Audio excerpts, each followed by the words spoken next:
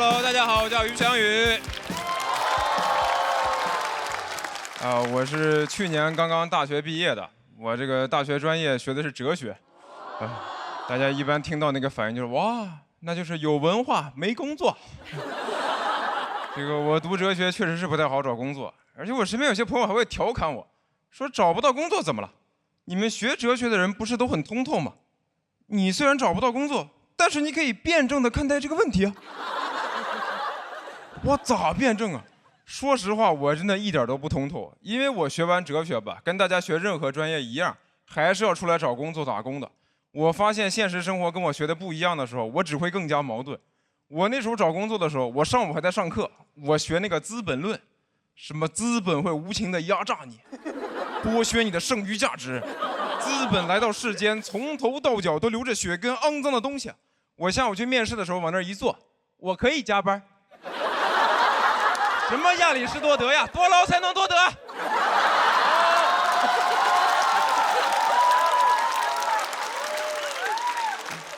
我去年经济压力真的还挺大，因为我刚毕业确实找不着工作，然后想干脱口秀，脱口秀行情又不太好，那是不太好。而且当时我对象也被裁员了，就半年多完全找不到合适的工作，不知道干啥好。我最后都想着破罐子破摔了，我说这样吧，我决定了，咱俩就去开网约车吧。他说好主意啊，就差一辆车了。我研究过了，咱俩可以先租个车，等赚了钱再买就行。他说先租车再买车，你没看过《骆驼祥子》吗？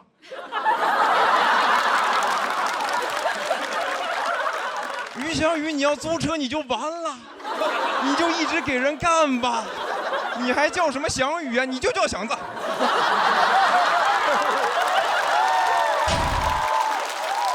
我这个人我真的很矛盾，因为我上学的时候导师跟我们说，这个咱们学哲学啊，不是为了赚钱买房买车，是为了追求纯粹的精神世界。但我做不到。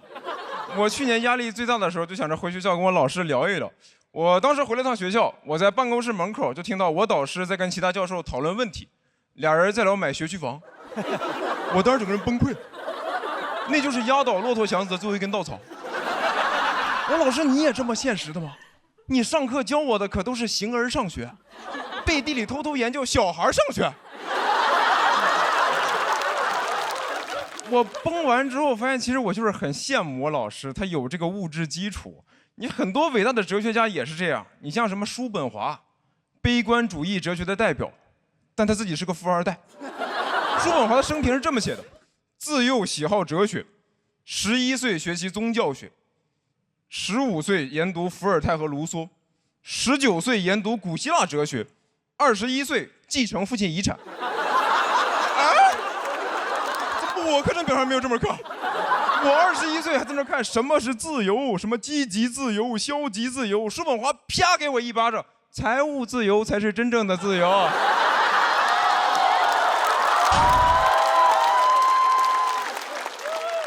我看完都觉得我看不懂叔本华的哲学是应该的，可能不是我理解能力有问题，就是单纯没有办法跟有钱人共情。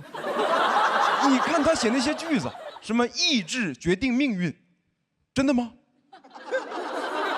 我怎么觉得是遗产决定命运？还有什么不要拿健康换取身外之物？你叔本华是不用换呀，你拿你爸的健康换的。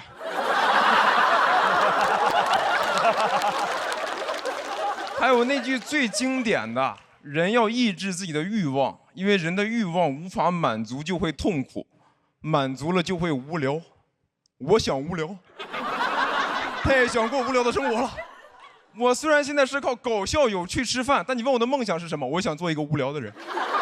有趣有什么用呀？你在我们这个行业，有趣的灵魂千篇一律，无聊的人生才是万里挑一呀。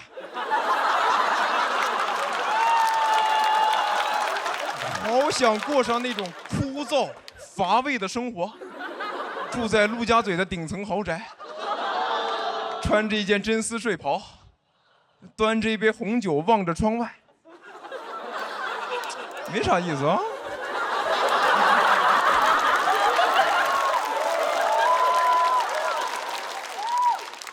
我现在通透了，我觉得最基础的哲学问题我已经想通了。什么我是谁，从哪里来，要到哪里去？我是祥子，我从那里来，想到那里去。杨振姐，谢谢猫教育相遇。Hello，大家好，我叫黄妍锦。最近录节目一直在住酒店嘛，我觉得女生住酒店很麻烦，又担心很多隐私问题，我就很怕被偷拍。我也刷到过那种视频，教你怎么查酒店摄像头，是吧？教你查这个房间里有没有可疑的路由器，查镜子是单面镜还是双面镜，啊，电视也得查，还得看插座里有没有红点儿。我每次跟着查到一半就累得不行了，躺那个床上心想不管了，你乐意看哪儿就看哪儿吧。但是你哪怕跟着全都查了，你还是没有安全感，因为你不知道这种科技现在到底进展到什么程度了，对吧？为了知己知彼，我现在天天在网上搜如何在酒店安装摄像头。我现在一边查怎么防偷拍，一边查怎么偷拍，我都好奇那个大数据得怎么标记我，一个注重隐私的变态。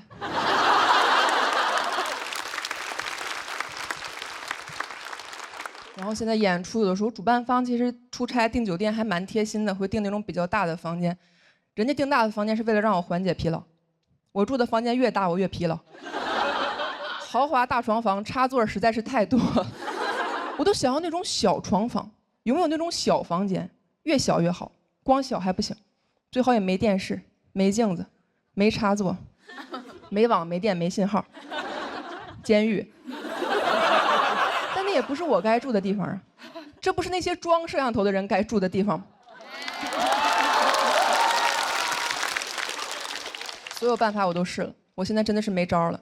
我现在住酒店，默认房间里就有摄像头。我现在住酒店，不敢卸妆。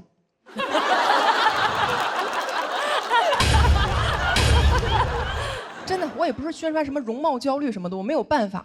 我是一个非常在乎隐私的人，但如果我的隐私注定被泄露，那我希望泄露都是完美的那部分。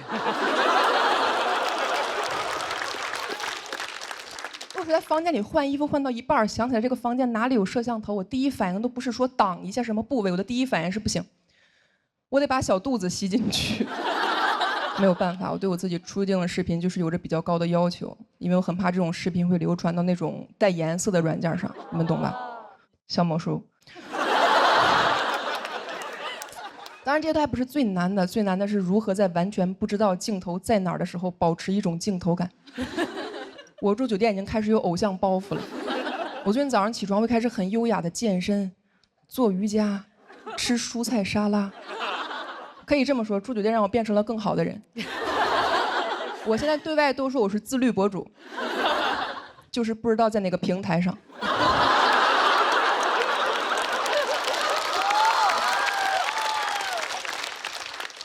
我还有男生朋友会说黄妍锦你太夸张了，那我们男生其实也会被拍，但也就没有你这么紧张。我说废话，你当然不紧张了，你在那个平台上会被快剪。我甚至考虑过要不要在镜头前为自己打造一种成功女性的人设。我现在住酒店会对着这个房间里任何一个我认为应该有摄像头的位置下面背英语对话。就这么说吧，我确实是来上海旅游的。但是现在给我打扫客房那个阿姨啊，她以为我是来中国旅游的。我今天早上起来背英语的时候，亲耳听到她和另一个阿姨说：“你说他们老外说话为啥要对着烟雾报警器？”但我前一阵和我妈妈住酒店，我妈问我说：“你说这房间里会不会有摄像头？”我说：“应该有。”我妈说：“行，这回不怕丢东西了。”他说完我都有点悟了，我觉得人痛苦就是因为太贪心了，是吧？你住个酒店，一个消费者又想要安全，还想要隐私，怎么好事都让你占了？有一个不错了，我现在有时候背完英语都对着那个摄像头说，别光看我，看着点东西。我是住酒店时才明白什么叫人生没有彩排，每天都是现场直播。我现在住酒店的时候，这种焦虑已经到了一个什么状态？我平时在家里住的时候，不化妆不敢出家门，现在住酒店。不化妆我不敢回酒店。我朋友前两天看见我就问我，他说黄妍锦你天天打扮这么漂亮回酒店，你说实话，你房间里到底还住谁了？我说说出来你可能不信，得有200万人。我现在又担心，如果有一天微博私信收到那种99加里面说你火了，你火了，我的心想可千万得是在爱奇艺呀。讲到这儿吧，兄弟。大家好，我是来自山东的房主任。没想到吧？老太太也是个参赛选手，我是奔着1轮游来的，稀里糊涂的就进到第2轮了。我也是没想到，这节目组他竟然没有黑幕。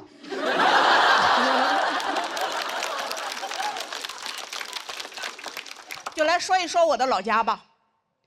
作为一个山东人啊，我在外面被问的最多的竟然是主任，你们山东真的不让女人上桌吃饭吗？在这儿，我辟个谣，只有唐香玉他们家不让上桌。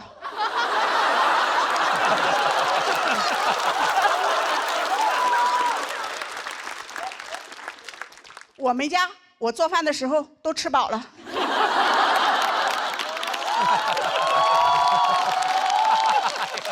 太讽刺了！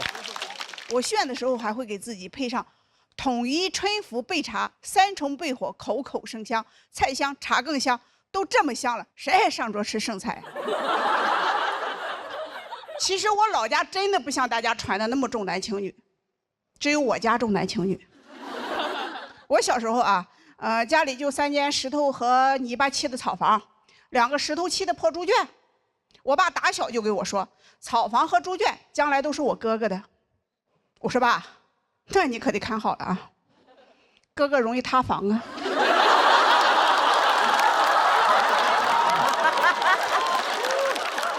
我只有2个女儿，我婆婆说没有儿子的人啊，是不全乎人，就不完整了。离婚的人是半拉人。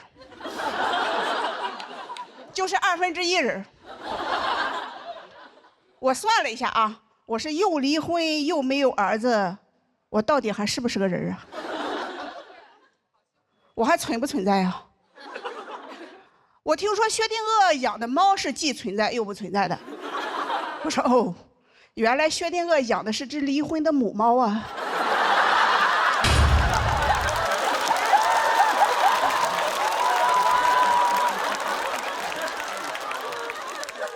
在我老家，没有儿子的人都不能去参加别人的婚礼。我小时候的结婚啊，我寻思我不能去参加婚礼，我也出点力呀，我就去提前帮着收拾新房去了。这给我婆婆吓的呀，跟在我屁股后面看我都碰了啥了，怕不吉利，拦着我啊，不让我碰新人的床和被子，说我碰了以后啊，我小时候的就会跟我一样，只生女儿不生儿子了。我当时心里想哈，这生男生女不是他们2口子之间的事儿吗？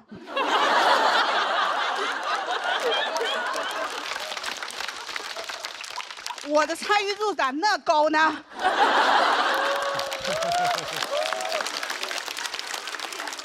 我是辅助啊。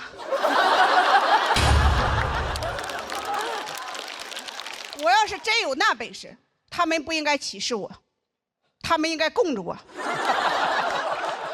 给我惹急了，我把全村的被子给他摸一遍。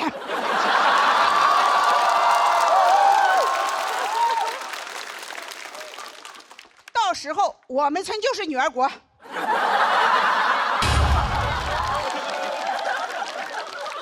我就是女王陛下。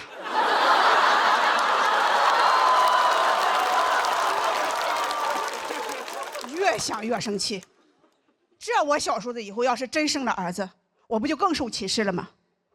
我就趁着没人注意，摸了他2把被子。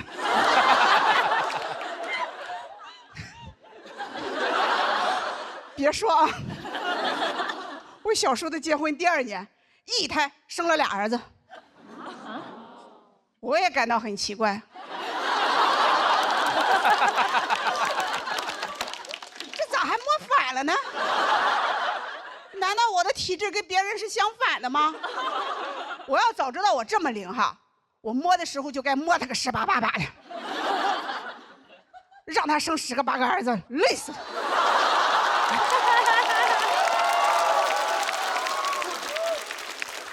嘴上说的硬气，但还是有点心酸的。在我们村啊，原来不仅婚礼不让没有儿子的女人参加，就连村里分的宅基地和墓地，他都没有女人的。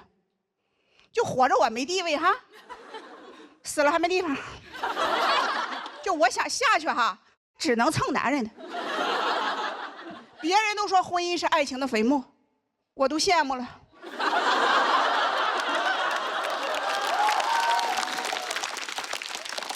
他居然有坟墓。我很痛恨这种重男轻女的观念，但我也想生儿子，我就去找偏方了。我们村里人给我介绍一个大夫，说他的药老灵了，吃上肯定生儿子。我就翻过了好几座山，找到这个大夫，拿了药，刚要走啊，又进来一个患者说：“大夫，你给开点药，俺家兔子拉肚子。”我说什么？我这才知道啊，他是个兽医。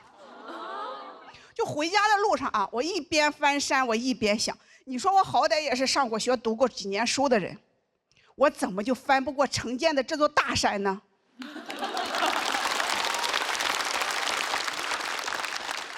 兽医开的药，我怎么就不能吃？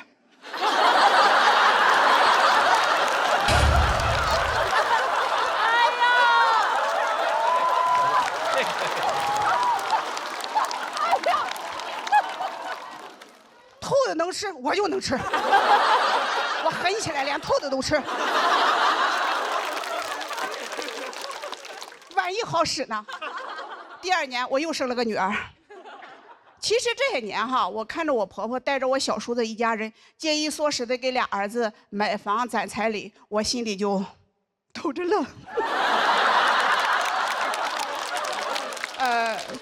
没有了，开玩笑的啊，有时候也笑出声。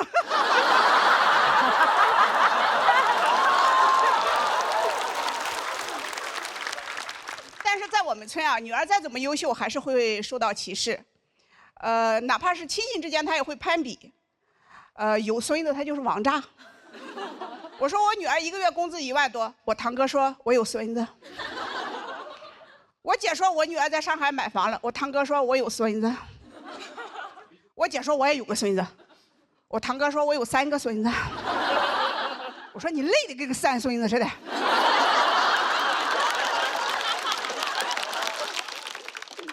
我说你要那么多孙子干嘛？你要去移山吗？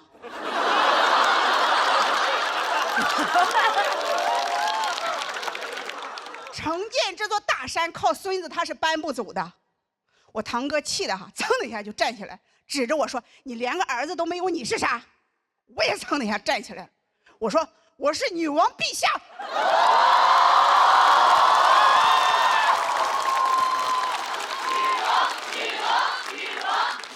谢谢大家，我是房主任。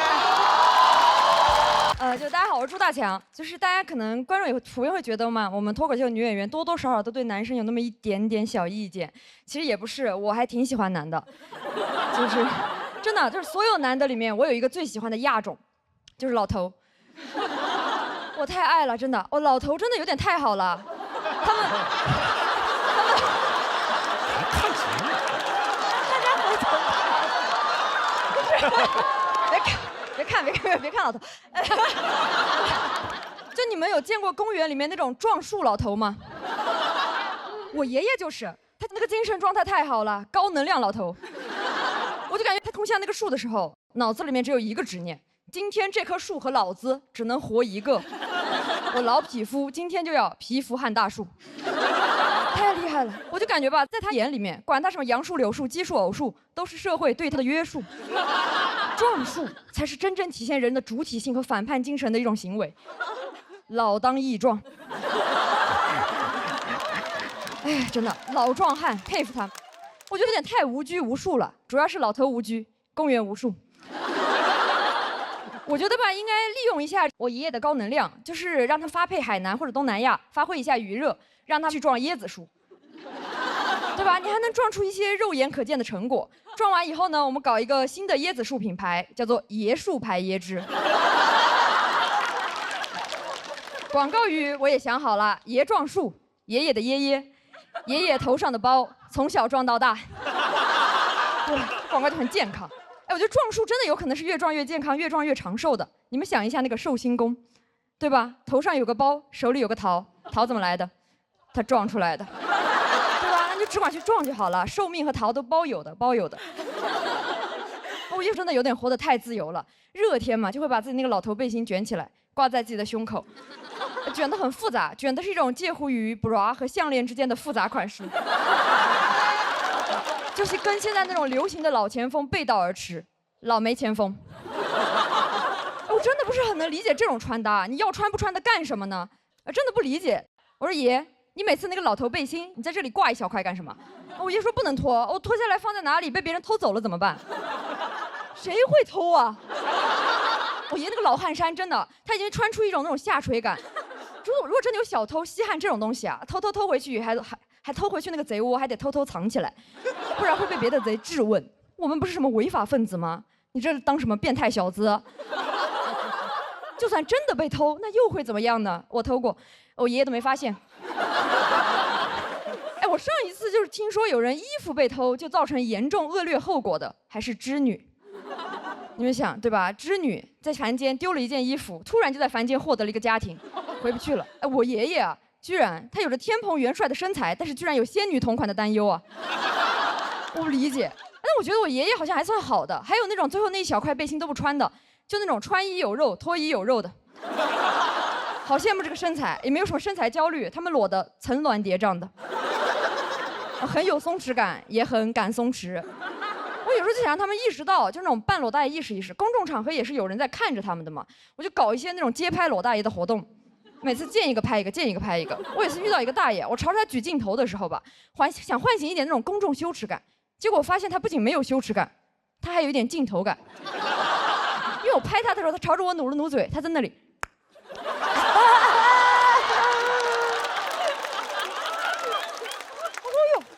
好想的肚皮，好自寒的精神状态呀！我感觉我不如弄一个什么时尚杂志，收录一下这种大肚老男人的自信魅力时刻。杂志的名字我也想好了，叫做《男人不装》。然后再发行一些海外版，叫做《白花花公子》。有点太自由了，就感觉那是什么老头的2个自由点。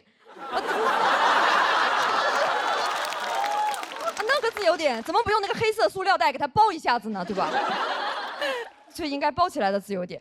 而且就有时候跟他讲说是多穿一点这种话岗是没有用的，因为他有一种那种超绝钝感力，他完全不内耗。我每次跟他讲什么他听不到，因为他耳朵背，但是嗓门大，耳朵越背嗓门越大，这2者就那种相辅相成，相互促进。我参观过我爷爷跟别人吵架，就他骂别人的时候嗓门超大，别人一骂他，他在那里啊。哎，我就感觉这种钝感力真的太好了，有时候真的会给我一些启发。我2次出门在那着急化妆呢，结果看见我爷爷，我那个摊着个大肚皮在那个小区广场上面晒太阳。我远远一看，我说：“哎呦，海豹，好松弛呀！”我有时候感觉我爷爷的肚皮真的比我的脸皮厚多了。我有时候觉得他这样子出门都行的话，我什么样不行呢？我就感觉我的素颜焦虑和身材焦虑，有时候直接被我爷爷那个不受规训、不涂防晒的大肚皮治愈了。我爷每天在小区广场晒一块简简单单的那种大肚皮，就把小区广场过得跟那种沙滩一样。我们小区也没有海，有海，海在我爷爷自己头上，一小块地中海。就跟我爷爷那个小块背心交相呼应的。哇，我爷爷每天真的在那里光膀子穿围脖，打一个动物 ，QQ 企鹅。特别我爷爷还有卡痰，每天在那，我就知道啊 ，QQ 爷爷上线喽，很可爱。哎，我爷爷真的有时候感觉又像一个海豹，又像一个企鹅的感觉，他就是一种南极动物。所以我现在正式确诊为我爷爷是一个南极仙翁，对吧？每天撞树撞脑袋包，还担心自己衣服被偷，真的，我的神仙爷爷啊，老仙男，活得有点太潇洒了。但我有时候还是希望老仙男能多少还是穿上一点吧，也希望我能拥有一些我爷爷这种老头的松弛感。我现在就致力于做一个那种精神上的老头，我自由不受规训，也充满主体性。我主动去撞生活中的每一棵树，我越撞越死撞。如果有质疑声，我也在那里啊。谢谢大家，我是戴强。Hello， 大家好，我叫于翔宇。我大学真的是学哲学的，然后很多朋友其实不太知道这个专业学啥，然后很多人就拿我当心理学用，让我开导他们的人生问题。经常就是在一些饭局，就是一堆中年大哥聊他们那些怀才不遇的破事儿，聊着聊着突然问我说：“翔宇，我怀才不遇这个事儿在哲学上该怎么解决？”我哪知道？哎，大哥，你真的要从哲学的角度看，那你得先抓住这个问题的本质，有没有可能就是你没有才华？你从来就没有孕育过才华，那你就不是怀才不遇，你就是不孕不育。但这种饭局我不想去，我又不知道怎么拒绝。人家发微信问我说：“翔宇，明天一起出来吃个饭呢？”我一边在脑子里骂他，一边手上给他回：“好的哥，明天见。”然后我朋友就跟我说：“于翔宇，你不能这样，你这样是典型的内耗，你得学着减少内耗。”我一开始不知道啥叫内耗，我就上网看了一些心理博主，看完之后真的开始内耗了。我在那个博主的主页刷了半天，内耗一点都没减少，病越看越多呀。看之前我只是一个普通青年，看完以后我现在是一个配得感缺失，没有钝感力，边界感过强，但又习惯性讨好别人，活在原生家庭阴影里的回避型依恋。之所以说的这么详细，是因为我有完美主义。这个段子但凡有一个人不笑，我就会立马开始怪罪自己，因为我还是个高敏感人。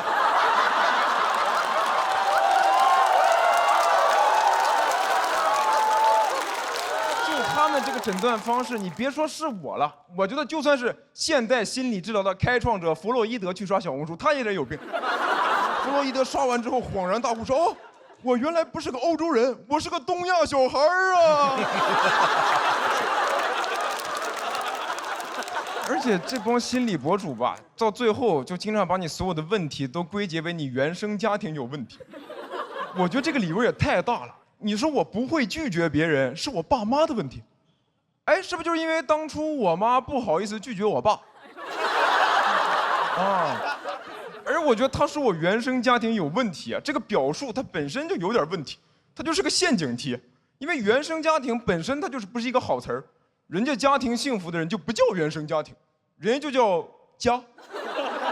你没有见过谁跟你说哦，我这个工作是我原生家庭托关系帮我找的，最近买房了，原生家庭出的首付。我爸妈说了，在外面累了就常回原生家庭看看。常回原生家庭看看，回原生家庭看看。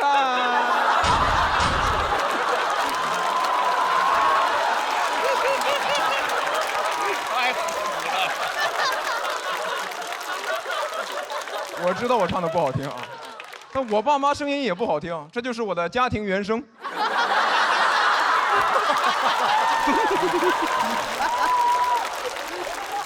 而且我觉得，就算真的是原生家庭的问题，我也很难解决，因为他那个理论说的是，你成年以后的很多问题都是小时候父母造成的，但是意识到这些问题的时候，事儿已经过去了，来不及解决了。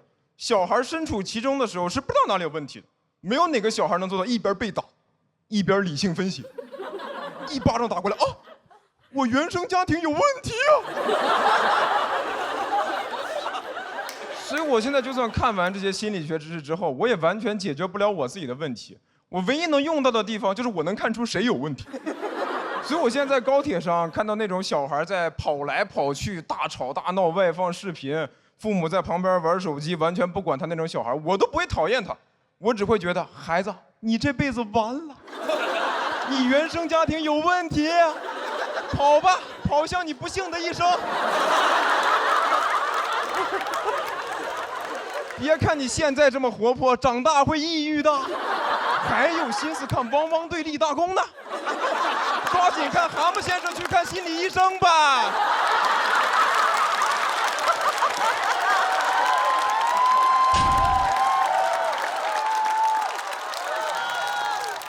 所以我是完全解决不了我自己的问题，因为你说到底啊，我爸妈不也是东亚小孩吗？所以我做不到什么事就只怪他们，我没有什么解决方案，我只能祝大家尽量少一点抽象的焦虑，没事能常回原生家庭看看。谢谢你们，我叫于翔宇。Hello， 大家好，我叫于翔宇。我是去年大学毕业的，我大学专业学的是哲学，然后节目组就说，那这期主题你可以刚好聊一下哲学专业毕业之后的工作方向。这咋聊呀？就是没有工作。我毕业的时候，我辅导员还劝我乐观一点，说翔宇，你暂时找不到工作这个事儿呢，它也有好处，你就可以刚好保留应届生干净的身份。我光有这个身份有啥用呀？同学聚会，人家说啊，我现在在大厂上班，5险一金顶哥。我说那怎么了？我可是应届生。你已经跟资本同流合污了，我还是清清白白。有些人活着他已经死了，而我就算饿死，我也是应届生。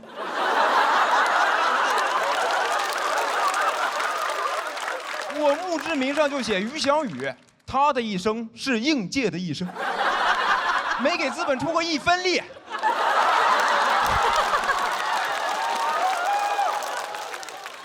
因为我这个专业确实没有什么对口的工作，我就提前干过很多兼职跟实习。我一开始也干过补习老师，教小升初1对1，所以来上课都是些什么家里开公司的或者拆2代的有钱小孩，搞得我就没有任何立场劝他们好好学习。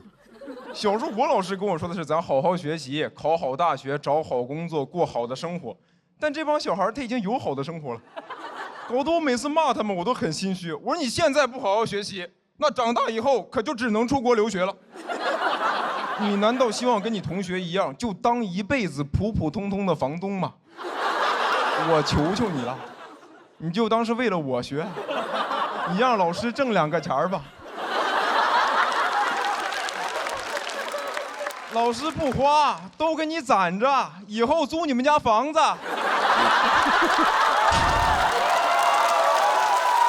后来补习老师这条赛道就没了嘛。然后又去了一个互联网大厂实习，那种大厂嘛，就是经常干到1、2点，也没有加班费。我说领导这么干我实在受不了了。领导说这怎么了？这很正常啊。翔宇，你学哲学的呀，存在即合理啊。当时给我哲学世界干崩塌了。我学这么多年，从来没有想到过一件事的存在，它都不合法，但就合理啊。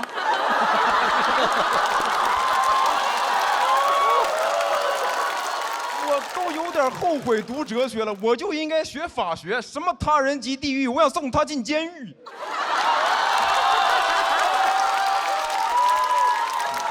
哎呀，但是我也就是嘴上说说啊，就是完全没活干的时候又会着急上火，还好有京东念慈庵鸡热清帮我降火，6大天然草本成分，像应届生一样干净。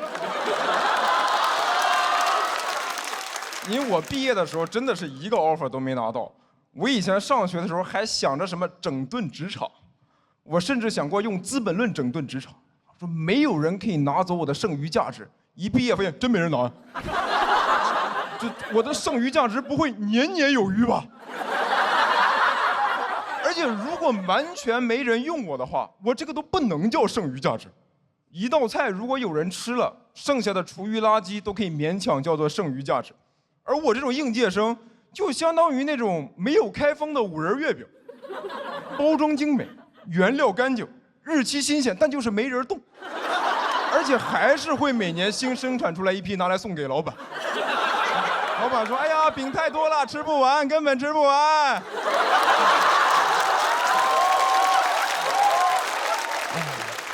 现在真的是想卖点力气都难。我不知道你们看到没有，今年还有很多公司直接撕应届生 offer， 就是春招秋招给应届生发了 offer， 临入职了毁约，说这个岗位没有了，你去找别的活吧。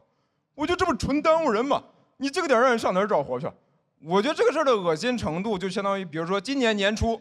爱奇艺就定了我可以来录节目，快开录了跟我说啊，我们这边选手已经满了。我说那我咋办？我为了来这儿，我把别的活都推了，我连春招我都没去。你说现在让我干啥呀？你干点啥不都可以吗？你年纪轻轻的一身力气，要不你就去种地吧，少年。快走吧，快走吧，错过了春招，别再错过秋收了。这事儿给那帮大学生都逼疯了，突然没活干了，也找不到工作，都开始在评论区找工作了。就哪个撕 offer 的帖子最火，就在下面留言，说求捞，墩墩，走过路过的好心人，有工作踢踢我。还有个 HR 在下面着补说，这个公司虽然撕了你们的 offer， 但至少给你们保留了应届生的身份。哎呦，您可真是个大善人，我可得感谢你，只是玩弄了我的感情，没有真的玷污我啊。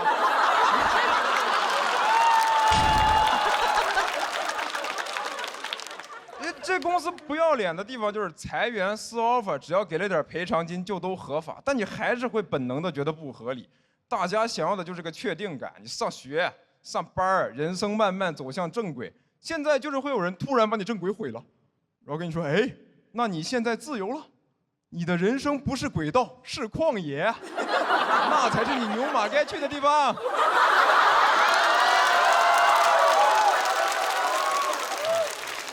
我就看着那帮同学蹲在那儿找工作呀，我都想说，要不实在不行就都来干脱口秀吧。我们这边今年2家大厂都在扩招，既然在哪儿都被当作笑话，那咱至少可以 stand up。谢谢你们，我叫于翔宇。Hello， 大家好，我叫于翔宇。我是今年也是为了录节目，就直接搬来上海，但感觉还没挣钱呢，就开始花钱了。我得先找个房子，我是在那种平台租的，其实性价比稍微有点低。他们就跟我说他服务好，会给我配个管家。我租房还带个管家，就好像我骑共享单车还配个司机，感觉我是个落魄的贵族，一个人来到这大上海，没有家，但有个管家。老管家，帮我联系马总，把花呗套现，然后把房租交了。这套宅子我要定，少爷万万不可呀！这破房子他只是看着好，住着一点都不自如，不自如。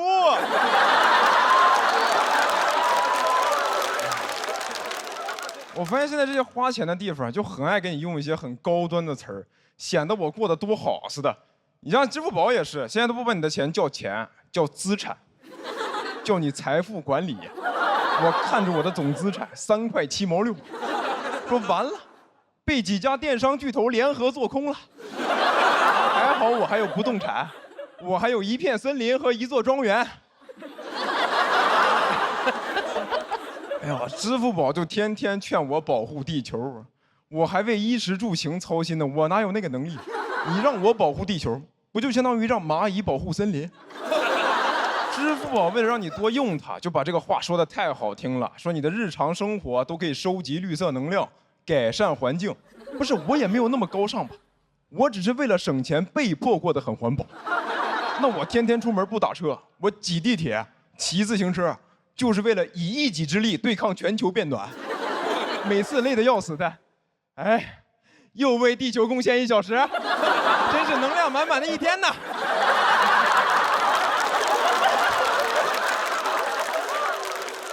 我觉得用这些高端词儿就是在说些漂亮话，想让你多花钱，搞得现在用词儿就越来越大，有些都不讲道理了。你像很多品牌代言，就除了代言人以外，现在还有品牌大使。大使，不是主权国家的代表吗？你这个品牌也太狂了吧！那你和别的品牌合作都不能这样联名了，你俩建交吧。品牌大使，你为了唬人，这个名头叫的也太大了吧！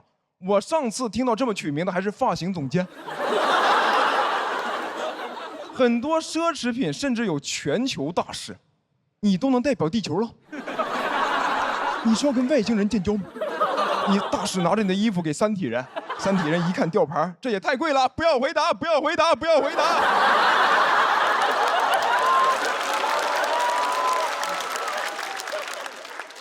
我觉得代言奢侈品还算好的，更夸张的是，现在很多明星都开始代言生活用品了。我那天买纸巾都有代言人说明星同款厕纸，我当时就不想买。我觉得你明星代言赚的钱肯定都是溢价到这个产品上，让普通消费者来承担。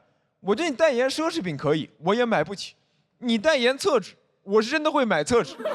你动到我的蛋糕了。你别哪天出了事儿，就拿我擦屁股的钱给自己擦屁股。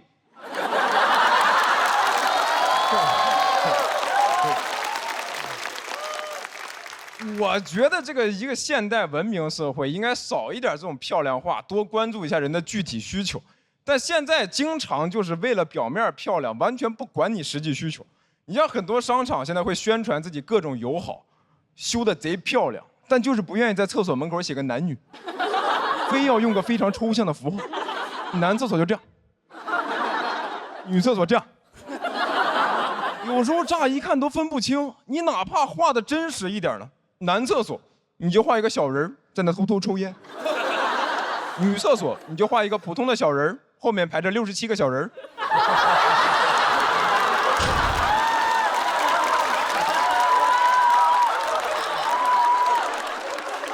你商场为啥不能多修点女厕所？你这个现代文明社会能不能解决点实际需求？而且一部分人的需求被忽视，最终一定会影响到所有人。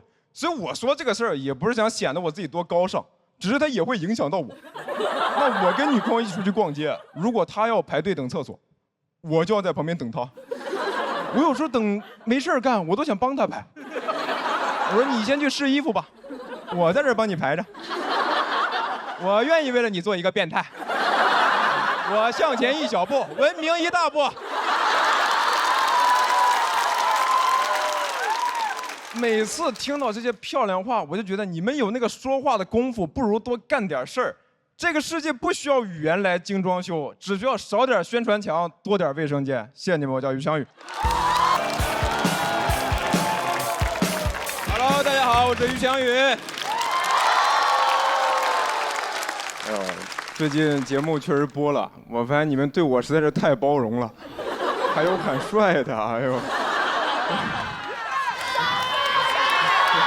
谢谢，咱讲段子好吧？哎呦，真的，我发现你们真的是对我太包容了。还有些人网上评论说，哎呦，学哲学的就是不一样。但我哲学其实真的没有学得很好。你看我讲那些哲学知识，你们都听得懂。你们听不懂那些，当时我也没听懂。因为我有些老师教学方式确实是非常老。你像我们有一门课叫美学，就是从哲学的角度给你讲什么是艺术，什么是美。如何去审美？上了课之后发现我们老师审美特别差，他上课基本就是给我们放那种祖传 PPT。我看了一眼，上次修订日期是2003年，用 Office 2000做的。我老师的 U 盘都是256M， 插上去电脑中毒了，弹出来一个熊猫烧香。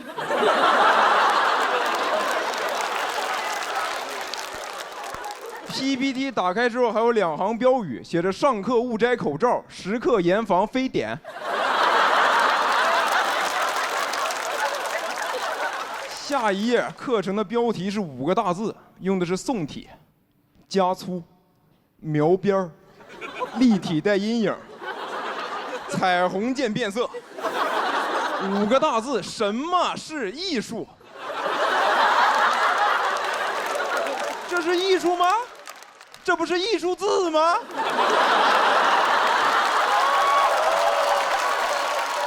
讲那个知识点的时候更难受，背景全那种黄色、蓝色的纯色底儿，所有的文字都是5颜6色的黑体加粗。讲到重点，飞进了一个彩色的框 ，biu。整个那个画面的设计啊，就是照抄了椰树直播间，就是个椰树牌 PPT 啊。我都怕我老师拿这个保温杯站在旁边。同学们，这 PPT 我从小用到大。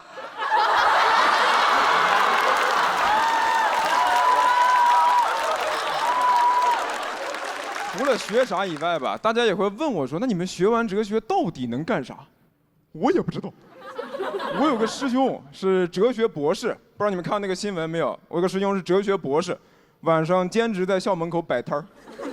上这么多年学，考研、考博，现在考肠，挂了个牌子说哲学交流，买1根烤肠可以问一个问题。这谁路过不想问一个问题啊？你这多少钱1根啊？受到我们师兄的启发，我们学校门口现在已经有了哲学酸奶、哲学钵钵鸡，感觉哲学和啥都能搭配。比如哲学白酒，老村长，真正纯粮酒，好喝不上头。你买1瓶问几个问题都可以，答案反正都在酒里了。然后最近还有经常有朋友问我说：“于翔宇，那你为啥明知道不好找工作，还要坚持学哲学？现在大学不是可以转专业吗？”是可以转，我就是从计算机转到哲学的，我一点都不后悔啊。我其实就是当时太年轻，想不明白人为什么活着，我就觉得可以先思考人生，大不了再回去干程序员。但现在程序员也不好干了。我那帮做程序员的同学也开始怀疑人生了，他们就跟我说，现在这个行业不好，可能自己干的这个领域、这条赛道随时就没了。我很能共情啊，我一开始干过补习老师，赛道没了，来干脱口秀差点也没了，感觉我就是行业明，我还不能叫自己行业明灯，行业明灯这条赛道也没了。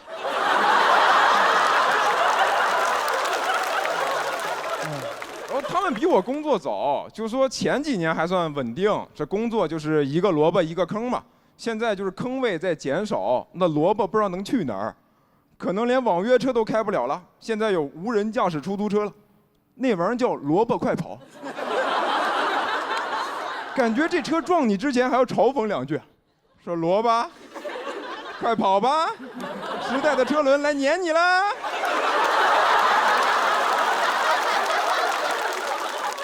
因为我现在就是试图想开一点，好像你咋选都行，你先活着就行，你也不知道自己以后能干啥，可能到最后你个人根本没得选，就只有时代选你的份儿。你比如说订书机，现在主要用来订外卖，它被设计出来是为了整合和传承人类的知识，现在就天天打包芝士炸鸡。但要是乐观的看的话，可能以前在学校没人在乎订书机，大家喜欢那种很炫酷的卷笔刀、奇形怪状的橡皮，现在都快淘汰，只有订书机活下来了。订书机可能很高兴，哥们儿现在 offer 太多了。那卷笔刀你再能卷，没人用啦。现在没笔可卷，只能卷没笔。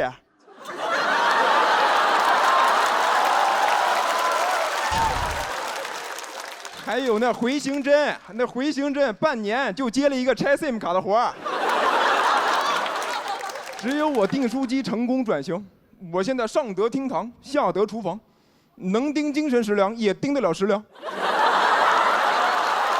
我有今天也不是靠自己，是时代在召唤。谢谢你们，我叫于翔宇。Hello， 大家好，我是于翔宇。能走到总决赛，我真的挺开心的，感觉应该能挣钱了吧。我最近2年真的很想挣钱，不光是因为我是学哲学的啊，是因为我妈前2年开始搞网络理财了，不是炒股跟基金啊，是那种非常正经的诈骗 APP， 就是那种 P2P， 爆雷之后就把你的钱全都卷跑了。我妈也报警了，但没啥用，那个骗子早都把财产转移到了国外，可能连移民都办完了，钱肯定不会还了。你骂他，你怎么中国人骗中国人呢？他说：“哎呀，已经是外国人了。I am a foreigner。”我妈手里没钱之后吧，家里很多银行贷款都还不上了，还被银行起诉，上了那个失信被执行人名单。我听了以后说：“那咱慢慢还钱可以，但这个事儿是不是影响不太好啊？我也是这种抛头露面的工作。”说：“没事，儿子，你放心，妈已经查过了，这个是不影响子女的。你就该干嘛干嘛，搞你的脱口秀，进娱乐圈。”妈看了，娱乐圈很多当红的明星啊，父母都在那个名单上。加油，儿子，妈上了那个名单，你就半只脚踏进娱乐圈了。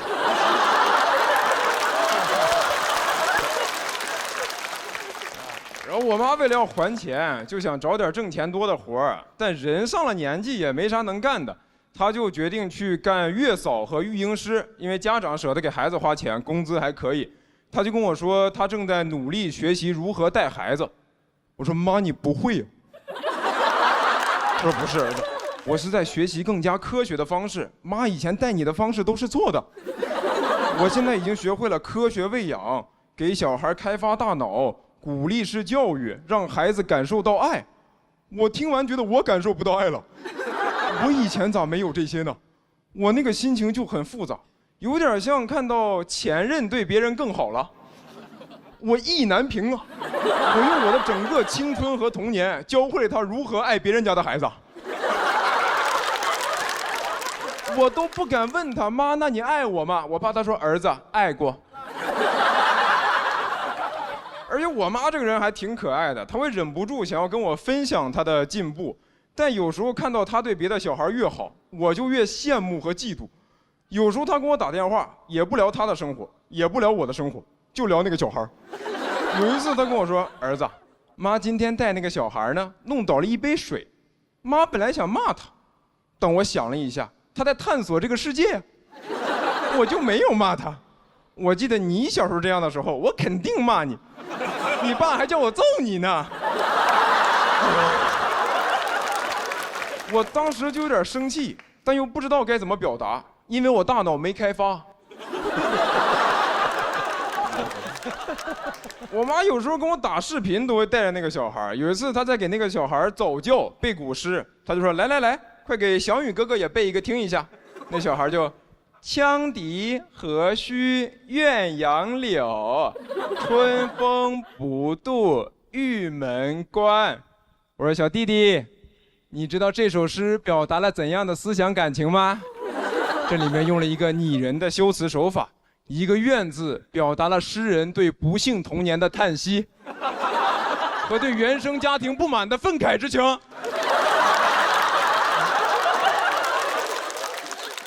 而且我妈现在带小孩这么专业吧，我还很担心一件事儿，我怕她以后给我带孩子要收钱。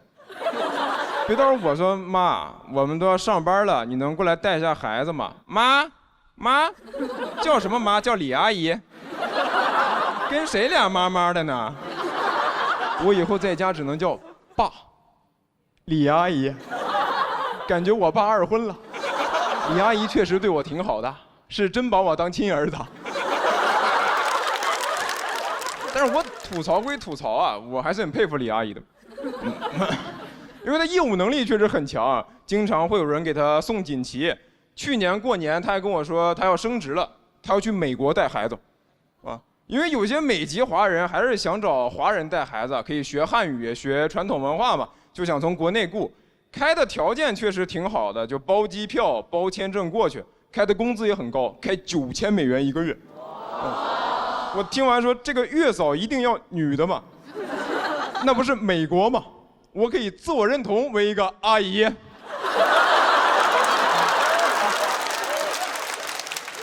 而且啊，但我当时担心这个不会又是诈骗吧？啊，不会骗子去美国2次创业了？我就提前想把李阿姨联系好，确认完全部是真的，但我还是不太放心。我说妈，那你要去美国这个事儿可不小，你有啥计划你跟我说一下。那你是不是去了美国？那你就不回来了？那个钱你也不还了？你成外国人了？师夷长技以制夷。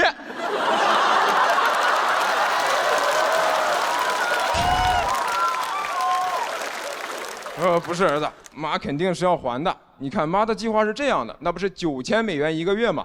那我在美国干个1-2年，就能快点把国内的债给还清了。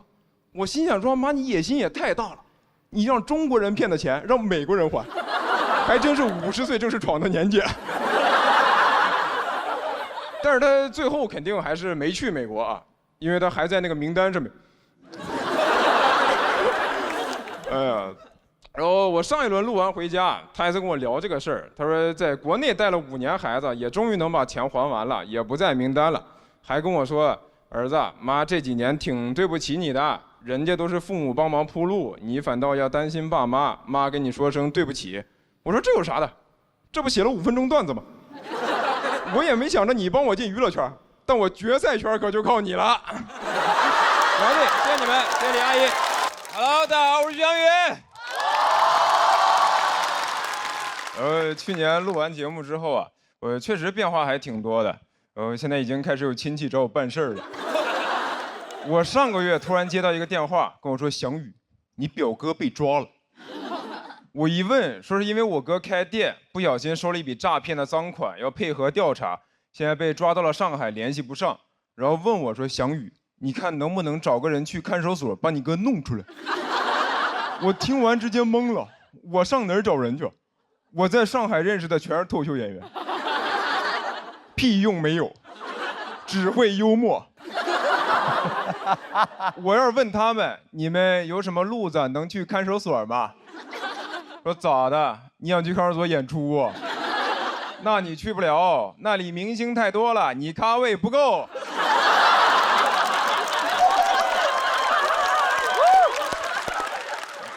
我实在不知道咋办，我就寻思帮我哥找个律师，但你也不知道上哪儿找，就打开了大众点评。哎，大众点评真的有很多律所，但那些好评你也不敢信，就跟饭店一样，很多好评一看就是刷的，说这家律所位置好找，不用排队，判的死刑立即就执行了。而且选择一多吧，你就会想找一个最划算的。我最后给我哥精挑细选了一家4.7分的律师事务所，团了一个3块9的刑事辩护套餐。现在想想真的荒谬，穷病乱投医呀！3块9的刑事辩护律师能干嘛呀？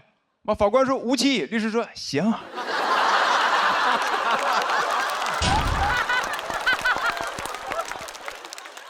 我哥在那儿，我到底犯什么罪了？贫穷。后来我哥当晚就放出来了，但这个事儿对我冲击特别大。就是我本来以为我能不用搞关系、找人情，靠自己就能生活下去，但其实我靠的就是啥事儿上网搜。你说亲戚问我翔宇，你在上海有人吗？我说我有人工智能，有问题找夸克。夸克 AI 超级框，啥都能回答，就是搜商高。亲戚说翔宇，你要不先搜搜怎么提高情商吧？其实从上大学开始，家里亲戚就会说，你出门在外，以后工作要靠人脉的，要多和那些比你厉害的人来往。但是比我厉害的人凭啥跟我来往？不都说人脉的本质是资源置换，人图我啥资源啊？图我网盘资源。我直接给爱奇艺 CEO 发私信，我有影视资源要跟你置换，我拉你进资源群，你让我进娱乐圈，感兴趣出来吃个饭，我还有海底捞大学生优惠。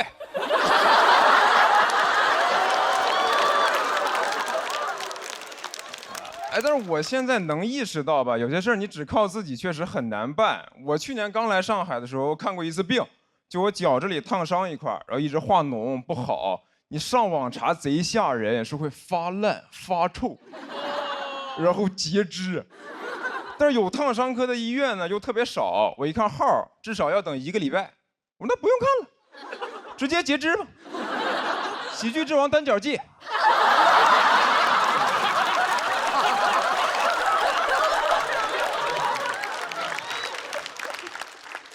然后我找了半天，发现唯一能挂到的就只有那个特需门诊。他的意思就是你不用排队了，但是同样的医生，你直接挂50，特需门诊1000。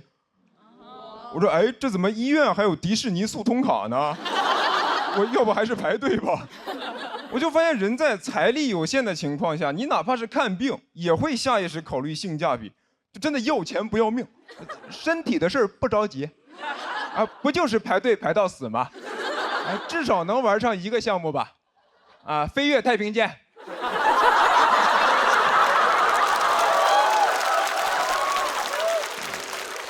然后我就问我上海的朋友说，怎么看病能更方便一点？他们就跟我说，那就找人呗，啊，我不用排队，我哥是肿瘤医生。我说，那你天天得肿瘤？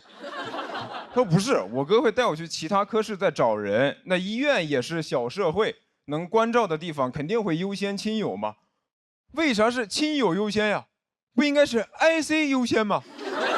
以前也没人教我这些呀，我只知道学医救不了中国人，不知道学医能救自己人呢。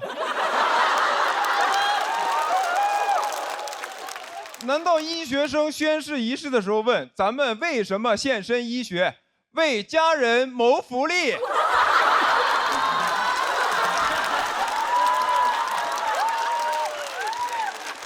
哎，我说实话，我也不怕你们笑话，就是我以前觉得我不想搞关系，是因为从哲学上讲啊，就是人想要公平，那我自己也得先做到吧。那这样我就算过得再差，但我至少是个好人吧。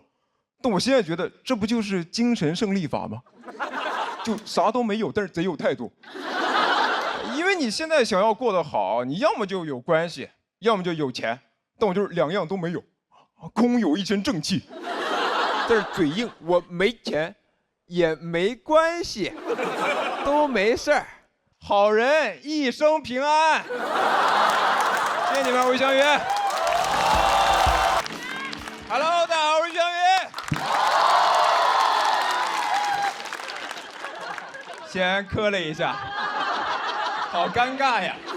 哎呀，然后第2年录节目了，然后确实还是不是那么适应。然后去年录完之后吧，然后就接了很多乱七八糟的工作，每次去都让我聊哲学。但我就是个本科生的水平，给我感觉是去答辩的。问我说：“翔宇，你怎么理解尼采？”我想说我没有选修这门课，尼采我都是在网上看的，我都怕说出来过不了查重，直接学术造假把我抓起来。我后悔，知网恢恢，疏而不漏。还有，因为我说我是应届生嘛，就老师让我代表年轻人，甚至有次非要宣传我是青春男大。我说别吧，我都27了，我只是延毕了。那你是不是只要在读书就一直是男大？整个宿舍一起延毕到80，哎，耄耋男大。啊，一起推着轮椅去上课，老师说：“同学们，我这门课今年可能会挂几个人呀。”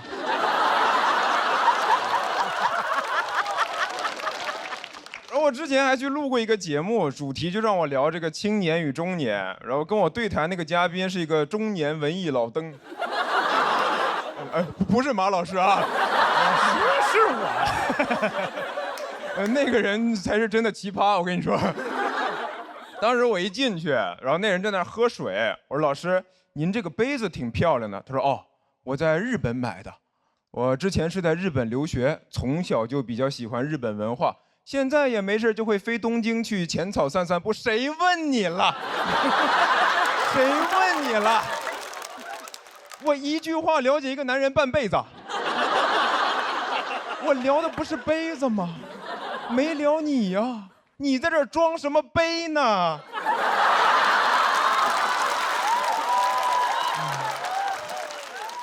后来又聊到那种什么中年爹味儿的话题，他就又来了。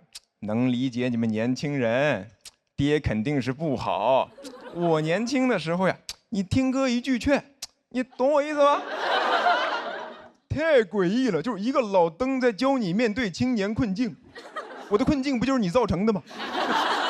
那种感觉怎么说呢？就相当于你在一个山东的饭桌上听主陪大聊女性主义。这我都懂，孔子、孟子。上野千鹤子，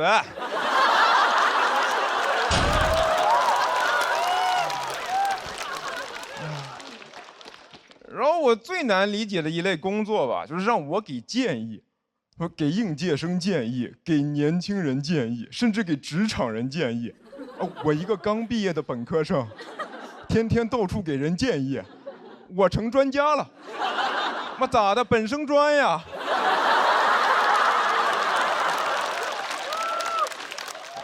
我自我认知觉得我是靠讲脱口秀被大家认识的，就你让我搞笑我 OK， 但是聊别的我是真不会。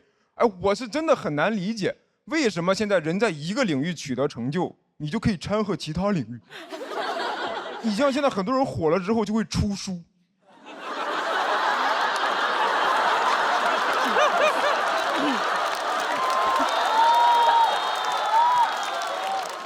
当作家。我送过你。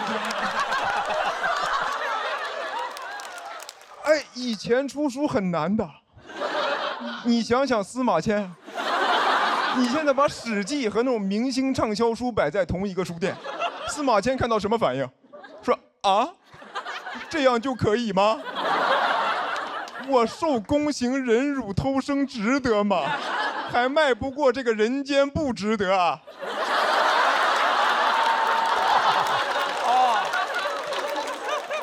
他难道比我还切中要害吗？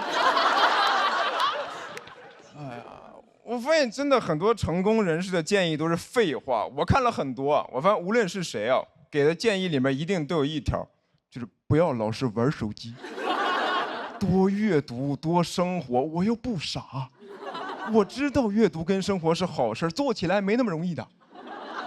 你没有试过在地铁早高峰看书吗？那书你都打不开，你想看只能这么举着，就这么努力，在古代得是个举人。旁边的人看着都觉得这人疯了吧，2号线犯贱。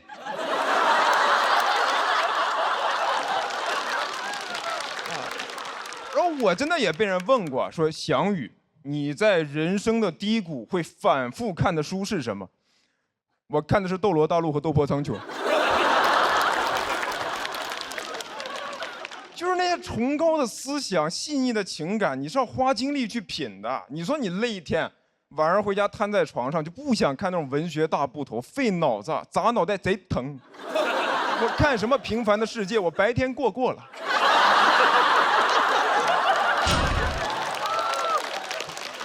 你说你要是被领导、客户大骂一顿以后，你是看《卡拉马佐夫兄弟》，花60页。讨论是否要对恶人正直善良，还是看斗破苍穹，谁惹我全杀了。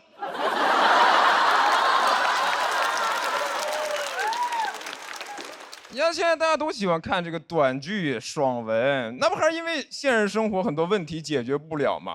就你要真过成爽文，谁还看爽文？我就不信马云会看爽文。啊，一觉醒来我是千万富翁。马云说：“我破产了。”哎呦，这种苦难文学，在这消费痛苦，不看，太压抑了，还是过我平凡的生活吧。